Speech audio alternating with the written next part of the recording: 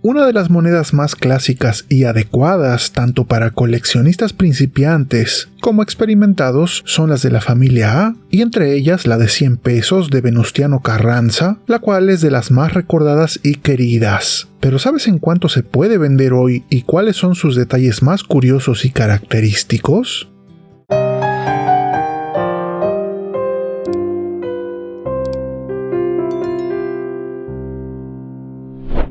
Aprovecho antes de iniciar para informarles a todos que YouTube ya nos habilitó la opción de enviar super gracias. Esto es solo opcional y por si a alguien le gustó mucho un video y quiere enviar un pequeño aporte al canal. Muchas gracias a Alfonso Chimal y Eduardo Peñafiel por usar esta nueva opción. Ahora sí, entrando en materia, quiero decirles que aunque muchas de las monedas de la familia A ya las tenía, hace mucho que me encontré en internet este pequeño álbum ya lleno de monedas de los 70s y 80s, y donde hay monedas tanto de la familia A como de la familia AA, y hace poco se me ocurrió darle otro vistazo, y tuve muchos recuerdos de mi infancia, y sobre todo, la moneda de 100 pesos, dorada como el sol, era una de mis favoritas, y es por eso que decidí investigar un poco sobre ella. ¿Te tocó usar esta bonita moneda? Me gusta mucho el color y apenas ahora que busco sus características, veo que está fabricada en bronce aluminio y de ahí su característico tono. Mide 26 milímetros y pesa 12 gramos. Y a diferencia de las monedas actuales, tiene un grosor bastante pronunciado y en el canto podemos ver que cuenta con un diseño estriado discontinuo. Esta moneda que les muestro está bastante bien conservada a diferencia de la que venía en el álbum que mostré previamente.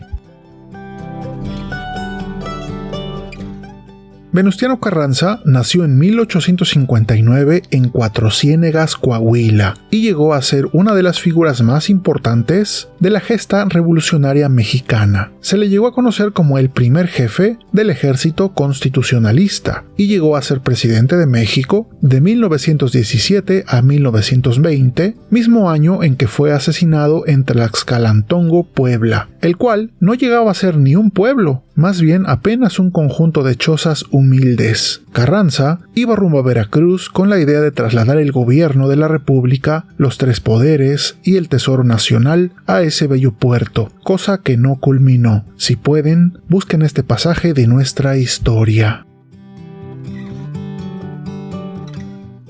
Su rasgo más clásico es su masiva barba y bigote, y así como lo tenemos en retratos, aquí en esta moneda, de igual manera, lo vemos luciendo esa gran barba, girado en 3/4 y portando también sus anteojos. Está muy bien detallado y al pie de su efigie se puede leer el texto B. Carranza. A la izquierda tenemos la ceca de la casa de moneda y a la derecha en vertical la denominación de 100 pesos.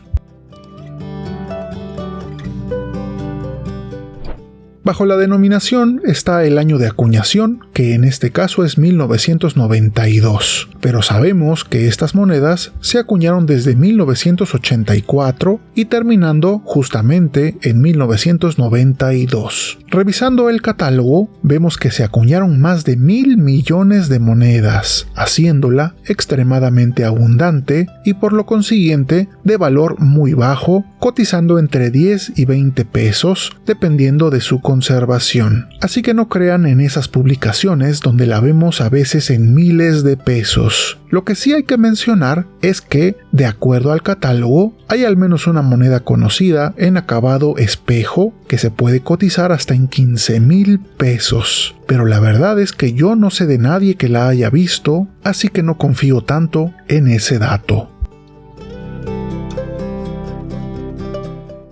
Un detalle que me gusta mucho de esta familia de monedas es que incluye la denominación en braille, y para quien no podía identificar con la vista esta moneda, era muy claro que se trataba de una moneda de 100 pesos. Este detalle ya no lo hemos visto en monedas recientes, las cuales ahora solo las distinguimos por el tamaño del diámetro. Finalmente, tenemos una gráfila en forma de orlas en todo alrededor y un listel liso, y como ya lo habíamos comentado, el canto es estriado discontinuo.